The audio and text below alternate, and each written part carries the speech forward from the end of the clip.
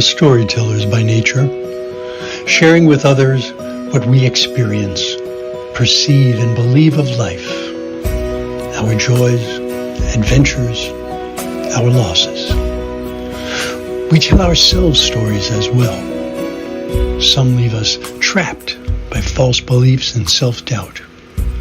But there are also stories of persisting, exploring, and rising above. Stories of uncovering the truth, enabling powerful transformation and triumph.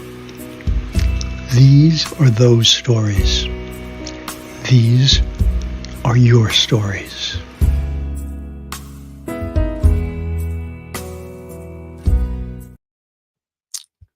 Hello, folks. Welcome, welcome, welcome.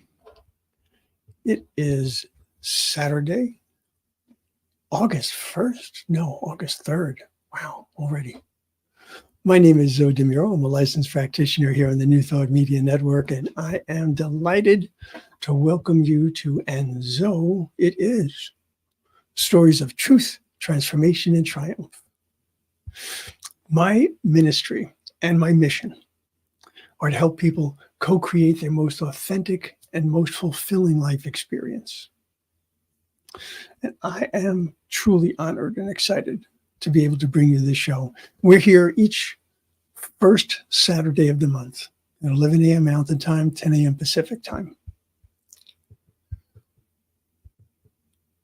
Oh, hello, Shay. Good morning. Good to have you here. Okay. Now, if this is your first time to the show, welcome. And if you're returning, welcome back. So in each episode of this show, what we're about is listening to how people like you, people like me, who have been held back by false or limiting beliefs, how we've uncovered our truth and enabling us to transform our life experience and then actually triumph because of the journey. Which brings me to today's guest, who's actually not my guest, but my guest host, because I'll be the interviewee today. So please welcome my interviewer, my daughter, Juniper Jane Jones. Hello. Hello, Juniper. Thank you for being here. Thank you for having me. I would do a bio for the guest, but since I'm the guest, but we want to know something about you. So, well, I have this great dad. His name is Zoe. I'm coming. Okay. Now we're into the whole. There goes your credibility right there. Oh no. Okay, I am coming to you from Arizona, where I live with my two doggies. We are looking forward to the fall, which is coming quickly, thankfully. I work in accounting at an olive mill, and I like to tap dance. Cool. Well, thank you. A very well-rounded individual, I must say. Thank you. All right, Juniper. Okay. Alrighty, Dad. I am very excited, and I think your viewers are too, to talk about your story of transformation and where it began. Okay. Well, considering that I have lived more than 7 decades, there's a lot of ways that I have transformed in my lifetime. Today, though, I want to talk specifically about one aspect of my journey, and that is my journey with religion and spirituality. And it's my longest story of transformation for sure. Anytime that I'm going to talk about religion and spirituality, I have to be very clear about one thing, and that is that I'm speaking about my own experience. Okay, I'm not talking about what your experience is, because it might be very, very different from mine. So it's my experience, my perspective, what I understood and what I internalized. All right. So I'm not in any way trying to speak ill of anyone's beliefs or anyone's religion. Okay. So that's where I'm going to be starting from. Now, given that this is a starting point, there were definitely beliefs and ideas that I had that limited me. Do you know where they came from? Yeah, I believe I do.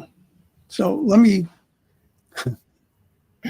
I think that there were so many that I could point to, but I want to point specifically to two, okay? Because I think that it makes the most sense with what I'm going to be talking about today. One is that I just didn't believe that I could in any way succeed at being a person of substance, of real value in the world. I just felt like somehow the universe had made a mistake when it created me, and someday it'll get around to rectifying it. And second, I simply did not, and I could not believe that some kind of higher power could make any kind of positive difference in my life. And, Juniper, when I look at these two things, it's funny because I never realized how much they actually go together. One kind of feeds the other one, if you will. Now, you had asked me about the origin. Okay, it's kind of a complicated or an involved story, I guess. So let me start way back in 1950. So Brooklyn, 1950. Good old US of A. I was born into a family that had emigrated from Italy early 1900s. They brought Catholicism with them because that was an important part of their identity in Sicily. Although, quite honestly, it became less and less of a calling and more of a responsibility once they settled in here. My siblings and I were baptized as Roman Catholics. We were enrolled in a Catholic grammar school, studied Catholicism, of course. At the time, the religious education that my peers and I received was really, it was more about preparing us to take the sacraments rather than, actually, how do we approach the world with a specific moral code? Unless you count the Ten Commandments.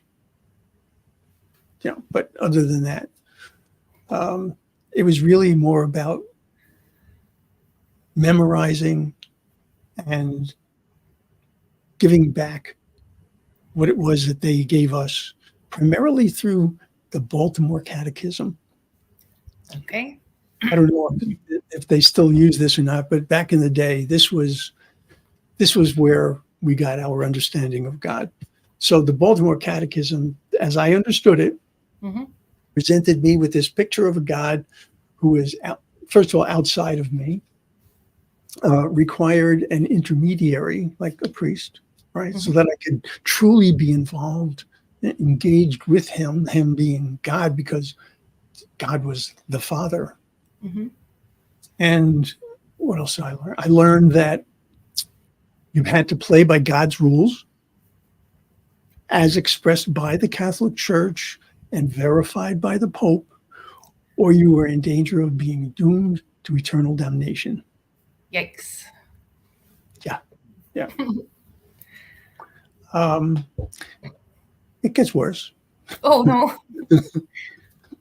Yeah, I learned that I was basically insignificant and unworthy without God, and literally barred from the eternal happiness of heaven unless I was a baptized Catholic.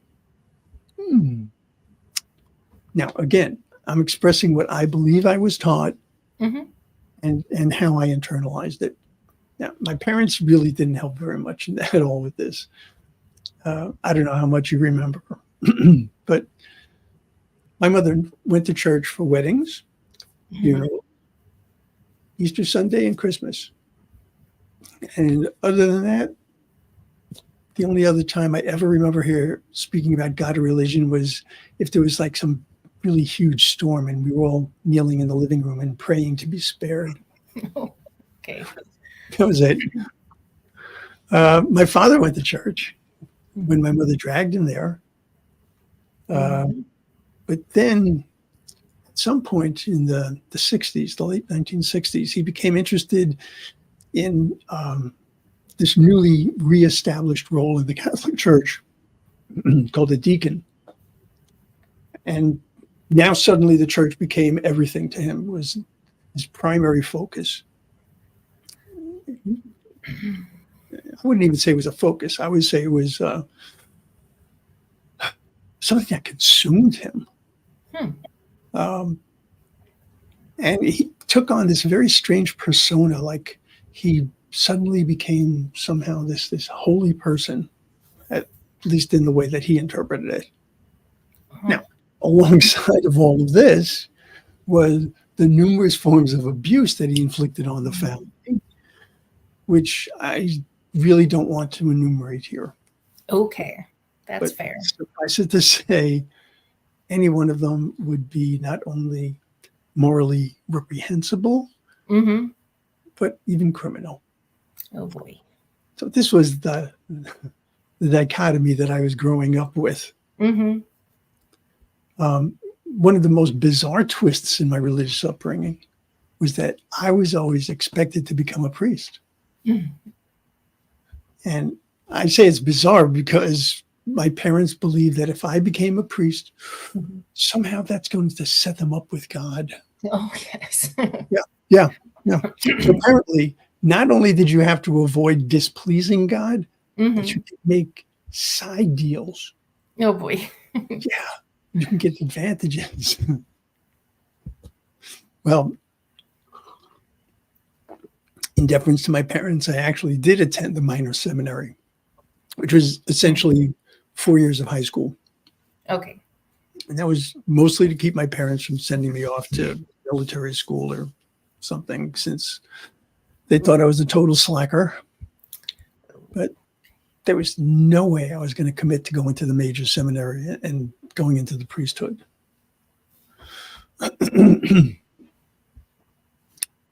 Things did start to shift for me, though, which was getting kind of interesting.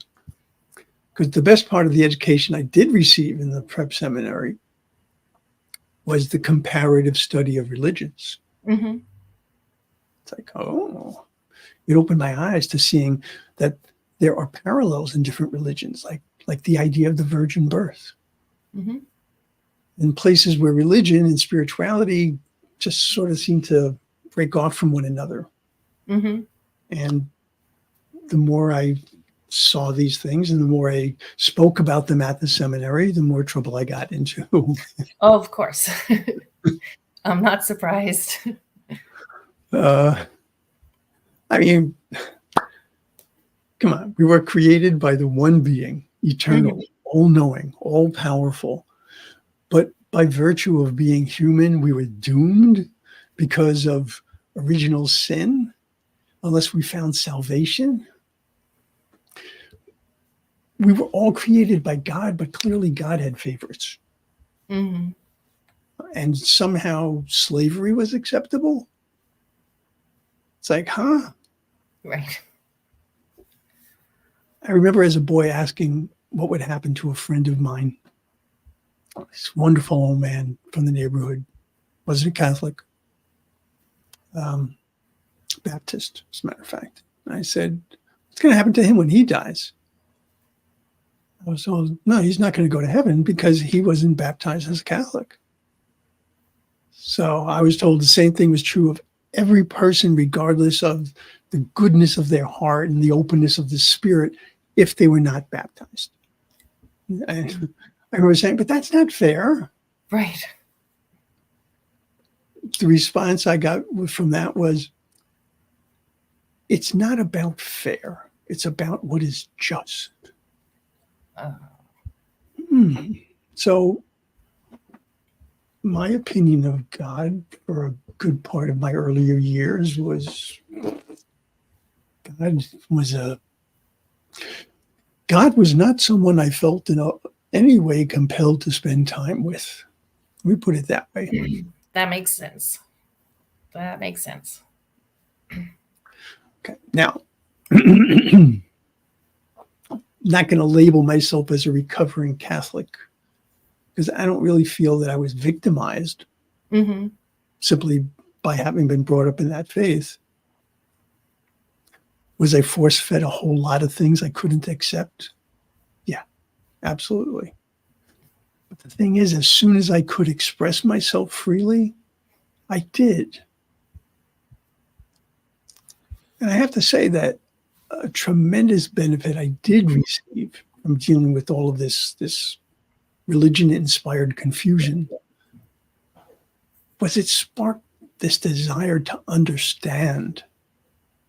And it really ignited my desire to connect and to grow. Mm-hmm.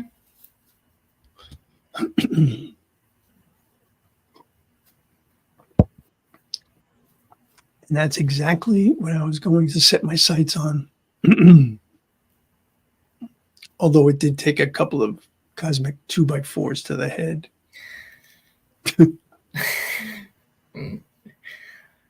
That sounds like a lot. Yeah. Okay. So this part of my story is kind of challenging to address because it intertwines a variety of aspects of my life that in and of each one in and of its own right could probably be its own story of transformation. Mm-hmm. But they're all interconnected, so I need to talk about it a bit at least. Okay. So the first occurred when I was only 9 years old. It's when I was attacked by a priest, which most certainly explains at least part of my issues with the Catholic Church. Mm-hmm. Considering that they have exhibited a propensity for hiding these offenses. Needless to say, my parents thought when I did bring it up to them that I was either hallucinating or I was losing my mind. And I was told never, ever to speak so badly of such a saintly man. Fortunately for me, my parents showed me exactly how to deal with this obvious cognitive dissonance. I mean, Mm-hmm. here she's telling me this is this wonderful holy man, and I'm like, no, you don't understand what he did. Yeah. Right. So I needed to address this, and Mm-hmm. I followed suit from what I had seen. We modeled for our children. So I started drinking alcoholically. Oh, okay. Yeah, at the age of 9. And that was the beginning of my second cosmic 2x4.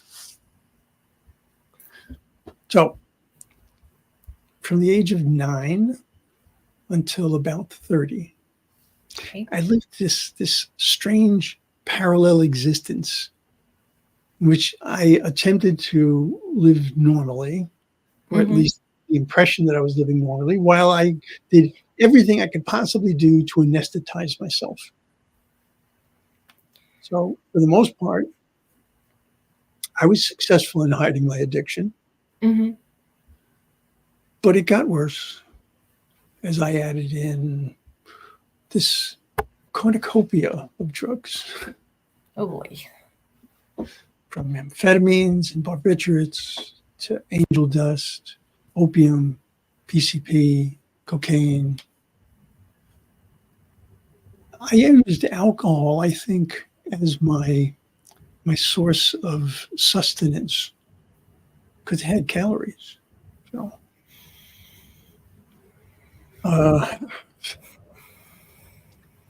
I became very, very good at lying, Mm-hmm. very good at hiding, which is probably the only reason I wasn't fired from my job. It was a very technical and a very demanding job, but I figured two things out. One, if I had multiple offices, it would be really harder to pin me down, so nobody would necessarily know where I was. Oh, okay. Oh, yeah. And two, despite all the poisons that I was polluting my body with, I was still pretty smart, and I could get my work done. And I could even get it done well, even in this compromised state. What I thought, what I said, what I did, it just didn't seem important in this very strange state of mind that I found myself in. What was important was what I said and what I did, how it was received, how it was viewed, and what was the outcome. In other words, did I get away with it? So that was my life. That was this incredible house of cards that I had built. And as is the case for every house of cards. Yeah.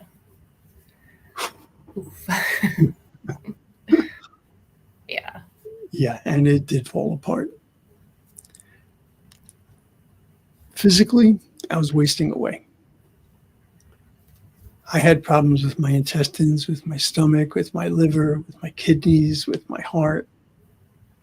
And, I didn't tell anybody about any of this for years. Wow.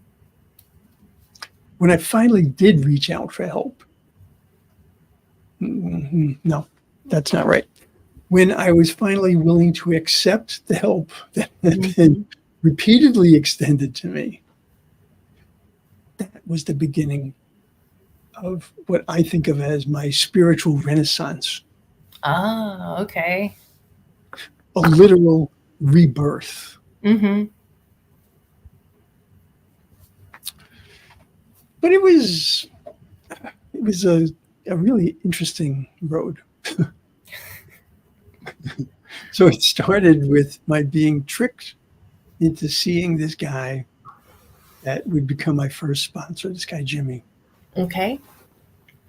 Jimmy turned out to be a police officer. Oh, okay. Yeah. And I didn't know that until after I had spilled my guts to him about using and dealing. And he very calmly explained that if I didn't get help immediately, he was going to bust me. Oh, my goodness. And there was no way I was going to win that case. Oh, boy.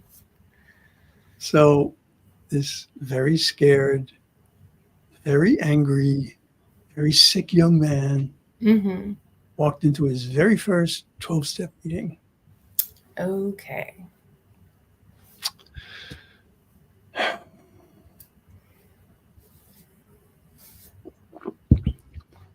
I remember that night as if it were yesterday. I was sitting in my car in the parking lot of this church. It was very dark. It was stormy. It kind of looked like a horror movie. Oh, it sounds scary. Yeah.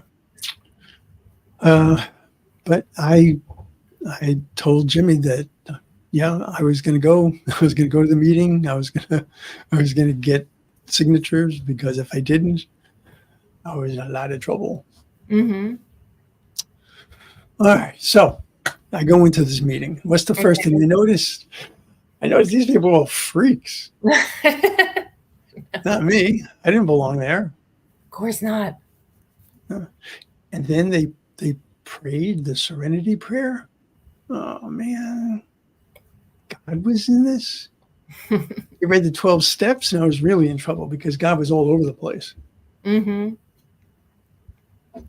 what I found intriguing, after a few meetings, and I only continued to go because Jimmy was there. He was just reminding me. But the thing that really intrigued me after a while was in the last step of the 12 steps, it begins with the phrase, having had a spiritual awakening as a result of these steps.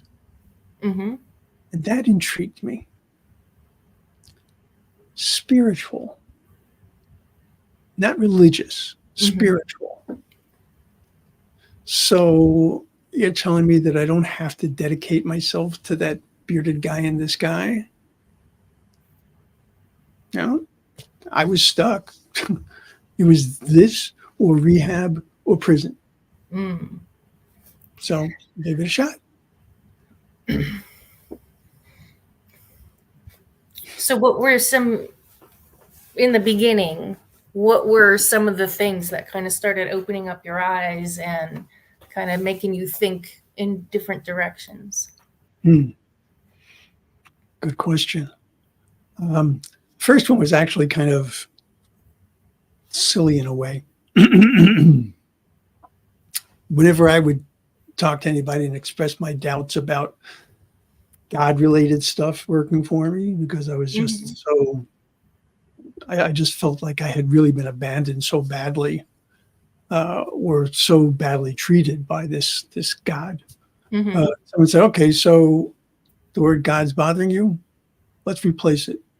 Let God stand for good, orderly direction. Or how about group of drunks?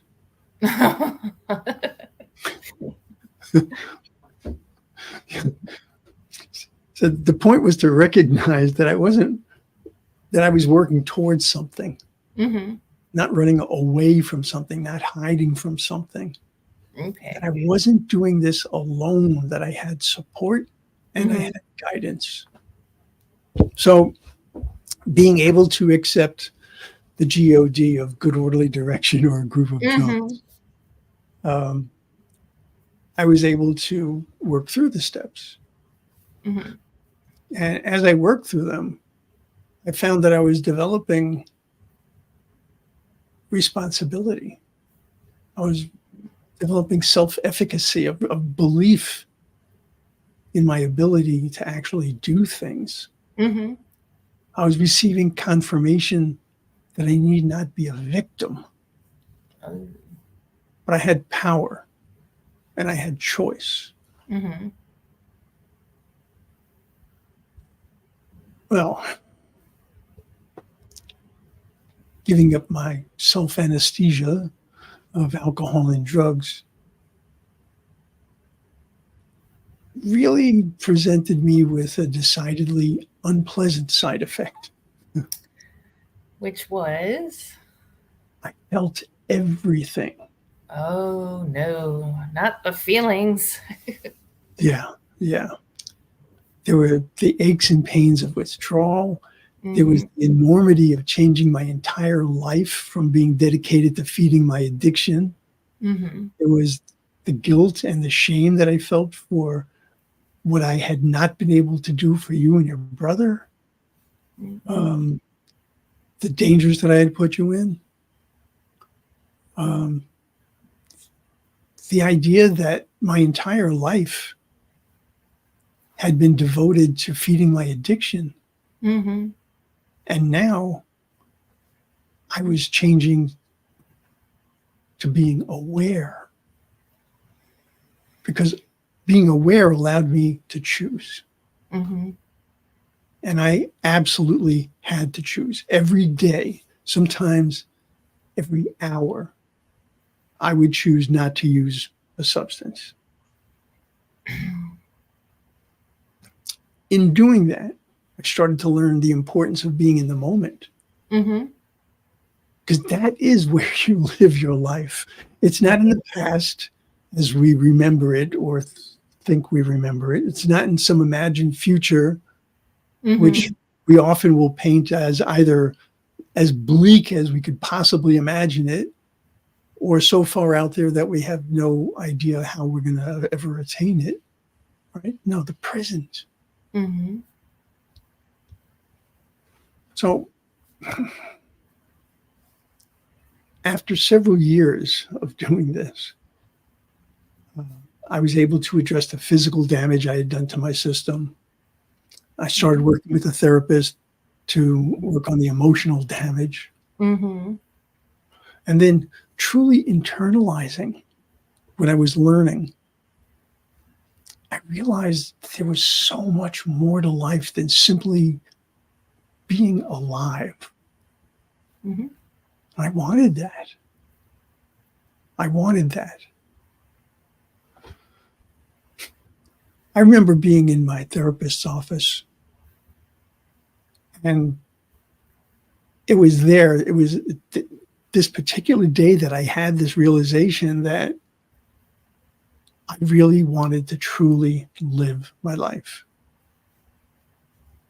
And I burst into tears and I felt terrible.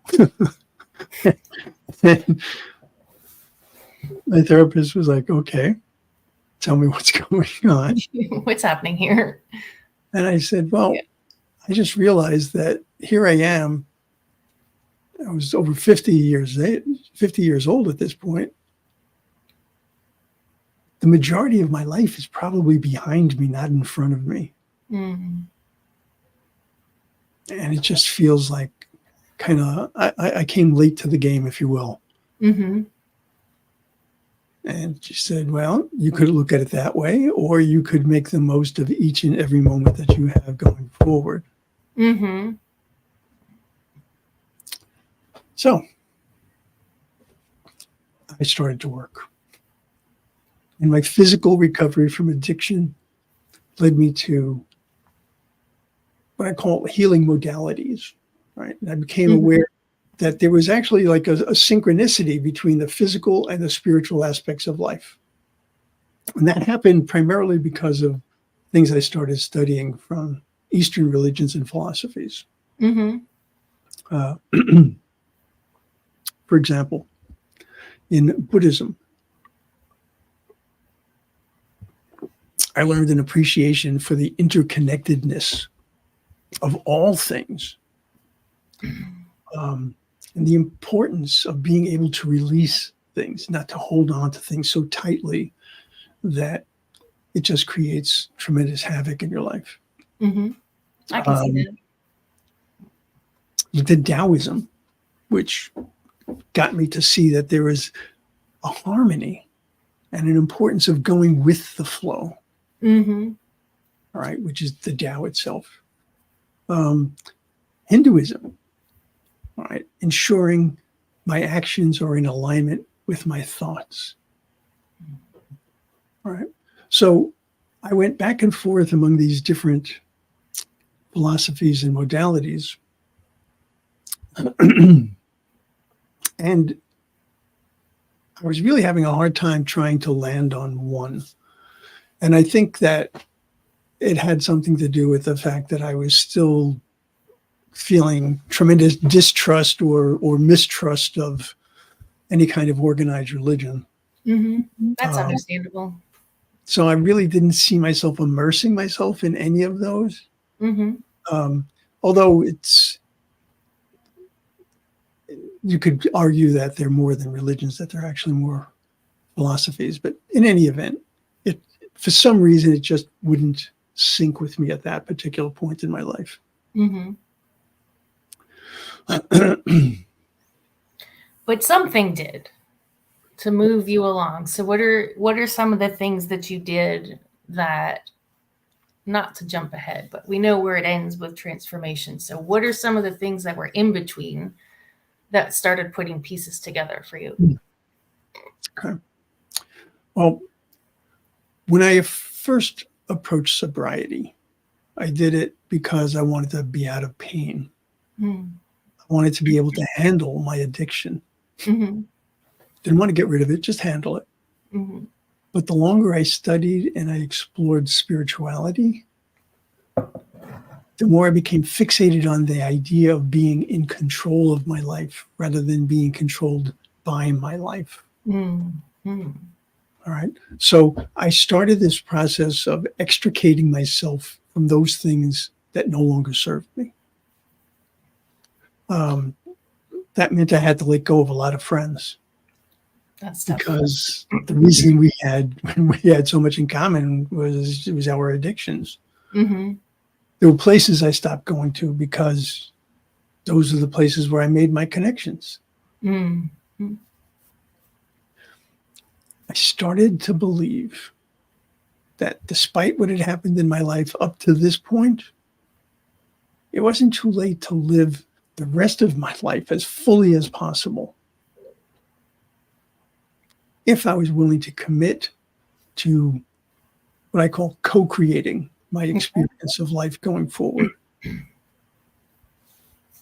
You know, I was sitting down and I was thinking about the various decades of my life from when I first started in this this journey of transformation.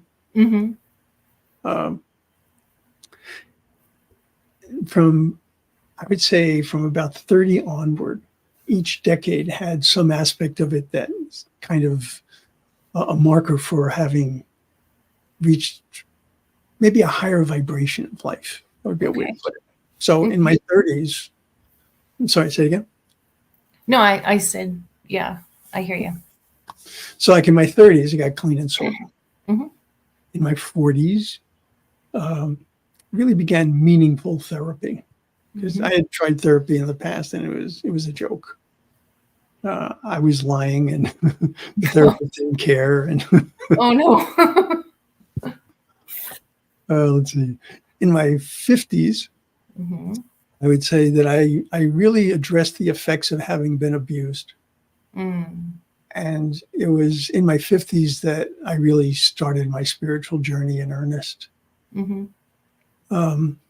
In my 60s, I really started to incorporate so much more of this path of spirituality into my everyday life. So I stopped working with people on their physicality, because I've been a personal trainer and performance coach and such. And I started working instead on their spirituality. Ah. And in the process of doing that, I actually found a spiritual oasis for myself. Mm-hmm. And we'll get into that in a bit. Okay. In my 70s, I'm seeing the importance of speaking up and speaking out Mm-hmm. for myself, certainly, but also not to just condemn injustice, Mm-hmm. actually do something to ensure justice. I want to leave this world in a better state than I found it.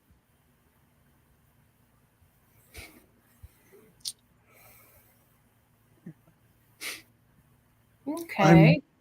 I'm always amazed at the intricate ways in which my life moves.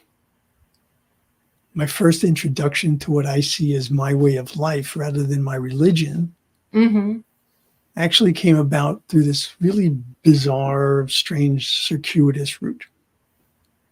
It started with my personal training and performance business. Right? So I had been doing this in San Francisco at the time, and Jackie and I, my wife and I, decided that we were going to move to Oakland. Mm-hmm. So I figured, well, I should do some marketing on the Oakland side. And I had been introduced to a business networking group by a friend of Jackie's. And I said, well, I'm going to go to the East Bay, join a group there. That'll kickstart my client list on that side. Mm-hmm. So I went to that group. They introduced me to another group, and I was off to the races. One day I was discussing my own personal development with a former client, and I expressed that, at times I kind of feel like I'm dangling at the end of a rope. I'm holding on, but I'm not really feeling that I was necessarily accomplishing that much more. Mm-hmm. And I wanted more, and I knew that there was more. Mm-hmm. And she said, well, considering what you have been doing in this journey, she said, why don't you belong to a spiritual community? Hmm. I'm like, well, seemed like kind of an odd question. Yeah, coming from a business person talking about spiritual. Yeah. And then, of course, I just launched into my well-rehearsed, organized religion is a problem. And she listened for a bit, and then she gently interrupted me to suggest there might very well be another way to look at this. She said that she followed something called science of mind or religious science. And I could feel the beware, cult, red warning flag launching in my psyche.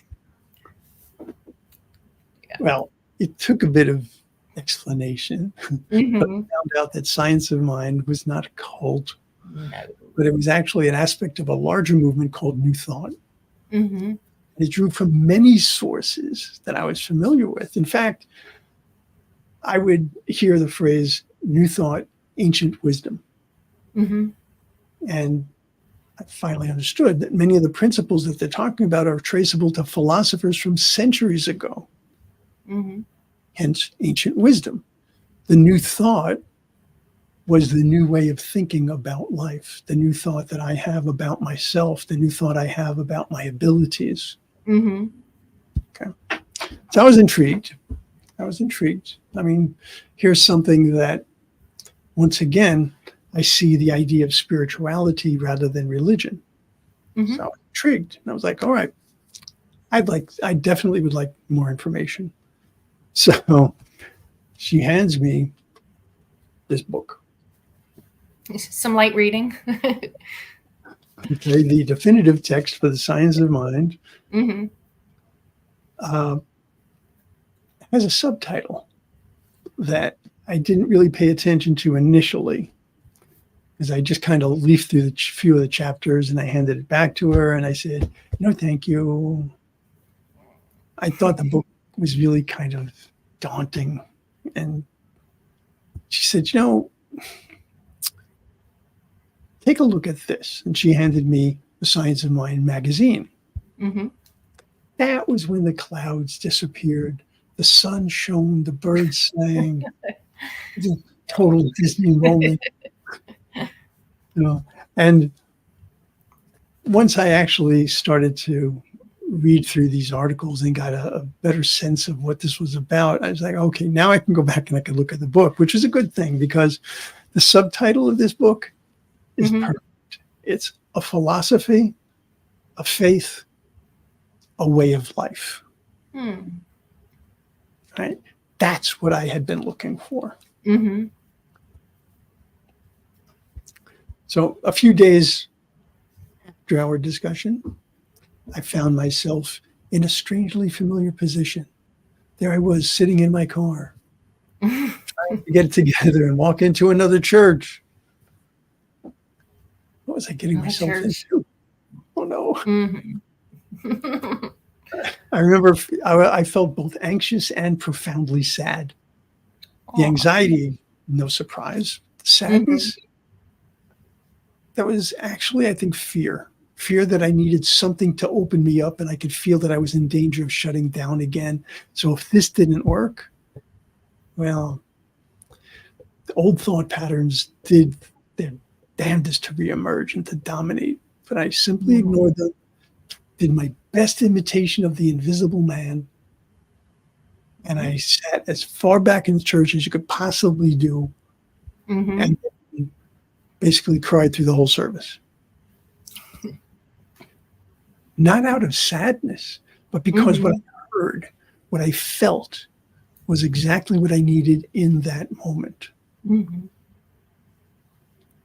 The music, the prayers, the lesson, the minister, the whole energetic vibe of the experience, it just felt so right. And for those moments, I felt this surge within me. I felt this resonance. Despite my attempts to sneak in and out without actually talking to another human being, people did greet me very warmly and invited me to come back. And it didn't feel like a cult. Good. time will tell. Right. I do have to say that I surprised myself because I went back the following week, and except for traveling or illness, I was there every week, soaking it all in and feeling that need to understand more. I was hearing about a very different higher power than the one I grew up with, and even the one I found in 12-stepping. I took classes, lots of classes, and I read, and I dove into the internet. And let me tell you, my Google searches, I went down more rabbit holes than any rabbit in existence. And I found that I was going back hundreds, even thousands of years in terms of the teachings. I also get the wisdom of the sages throughout time across philosophical and religious boundaries. Think about a time when you ate something that was really delicious. It was the very first time you ever had it. You didn't know it even existed. And then you try this wonderful thing. That's what this was like for me. So having enjoyed this spiritual feast, it seemed very reasonable to learn all that I could because I could maximize my life experience. You know, if I stick with the food analogy, I enjoyed the result, but I wanted to learn how to cook it. Right. How do I make this at home? So several years of classes and community work later, received my license as a religious science practitioner. Because I realized that while my ill-fated seminary days were definitely nothing to celebrate, I was nevertheless still called to ministry. Prayer practitioner and a spiritual advisor, I could help spread the joy of new thought. And I could do it at a time when it was so sorely needed. Yeah. So where I started with all this was the belief that I was personally of no real value in the world. And that no deity was going to make my life any better.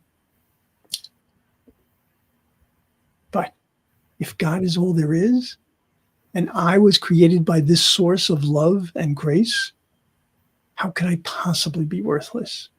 Right. I remember a sign I saw in a kid's classroom.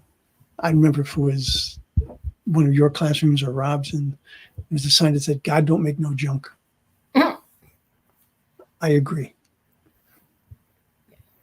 The more I was able to learn about my truth, that I was far more than my human self, that I also had a capital S self as well, that was created perfect, whole, and complete, the more I could see my path unfold before me. Although I will say that many times during this journey, I've seen a path. I started down that path, firmly believed that that was the answer, only to find that it was a different path. And that led to another path. So being able to be open to this, huge change in my possibilities in my lifetime. You know, I think of the various religions and philosophies that I had studied, and I can see that New Thought was open to embracing the concept that while there is only one truth, there are many different sources of that truth, many different avenues to that truth. And I would say, of all the ways that my life transformed,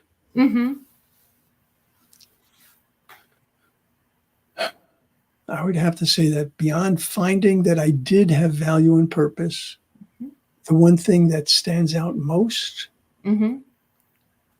is this idea that I am a co-creator of my life experience. Considering how important that discovery was in my life, considering how important that is, let me say this. Let me say that I start with choice. Okay. When I was living my life as a victim, I knew the pain and suffering I endured, but I saw no alternatives. I saw no escape except through muting myself basically out of existence with alcohol and drugs. Mm-hmm. The idea that I even had a choice to make wasn't even a remote possibility. My life was what happened to me, not because of me. Mm-hmm. Learning that there were many ways in which my thoughts actually could hurt me physically was the first step in learning that the opposite was also true, that my thoughts could also prevent illness and even potentially heal me. Mm-hmm. Now, while I couldn't prevent some of the circumstances or conditions I found myself in, I could choose how I would react to them. So I went from feeling powerless Mm-hmm. to feeling responsible and vital.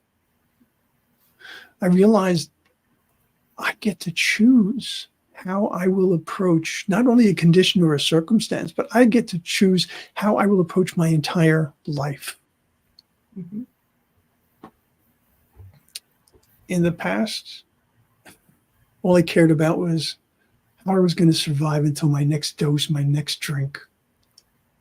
Mm-hmm. Now I can look at my life and know that I am dedicated to sharing what I have learned, assisting others in becoming who they truly are and transforming their own lives Mm-hmm. in ways they might only have dreamed of. I know that there are no limits to the joy that I can experience in this life other than those I choose to believe in. I also know spirituality is not something that you learn, you achieve it, and you're good to go. Mm-hmm. It's how we access the dynamic life force itself. So I continually practice and learn and grow. I do that through meditation, through studying, working with my clients, prayer partners. I lead a discussion group. And of course, I pray with as many people as I possibly can. And currently, I'm actually in the process of finishing a book about bridging the gap between envisioning and manifesting, taking Oh, things from, good. in essence, a dream state and putting it Uh-huh. into reality. And that should lead to a workshop as well. Okay. And of course, I have this show each month. Great. Life is good. I agree. And I am, very excited to see, because I have my own version or my own perspective of your transformation. Mm-hmm. So through my 50 years, I've seen you transform and I've seen you struggle. And I remember when you started with Science of the Mind. And I remember the first thing I said was cult. And so when he said that, I was like, yeah, I had the same thought. But I have enjoyed watching your transformation and how confident you've become and how much happier you've become, and bad things happen. But, you've always seemed more grounded, and big difference that I've seen in my lifetime with you. So I think it's pretty cool that I got to be the one to do this talk with you. Yeah. Well, I am just delighted that you were able to do this. And you did a great job, and I greatly appreciate it.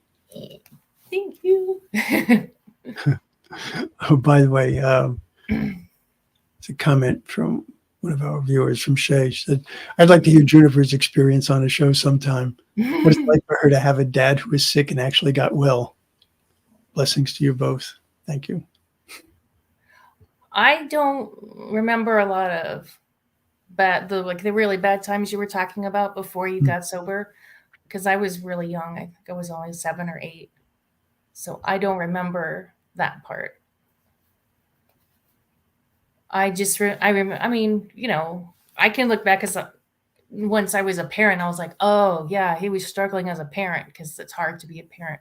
So I can look back and see where you struggled. But at the time, it just didn't occur to me. I was just a kid. But now I look back and I'm like, oh yeah, parenting was hard back then. Like, yeah, we were on the struggle bus a couple times, but I didn't know it at the time. I just thought, this is, I'm a kid. This is life. But looking back, I was like, yeah, we got through that pretty good though. Yeah. Yep. All right. Well, I have to do a little bit of housekeeping here. Okay. Folks, if you have a story of transformation, or you have taken yourself from false beliefs to truth to transformation, I would love to have you come on the show. You can email me here, zodemuro@gmail.com, and I'll be more than happy to explain the process and how you can do that. Particularly interested in hearing from men, by the way. Oh, hi, Lori. Lori's one of our practitioners, and magnificent one at that. You're very welcome. Okay. Let's see. What else do I want to say here before I run out of time? We have tons and tons of stuff going on here on the New Thought Media Network. So give yourself the opportunity and give yourself the time to look around and see what you can find. Tomorrow's Sunday, so there's 6, 7, or 8 different Sunday services from around the country that are being shown on the New Thought Media Network. So go to ntmedia.org or go to YouTube and put in New Thought Media Network. All right. So I am looking forward to seeing you all again next month.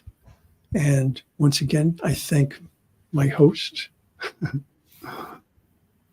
with the most. Thank you so much. It was wonderful to share this time. And I wish you all the most magnificent time, because you can do this. You can choose the life that you wish to lead. It's that simple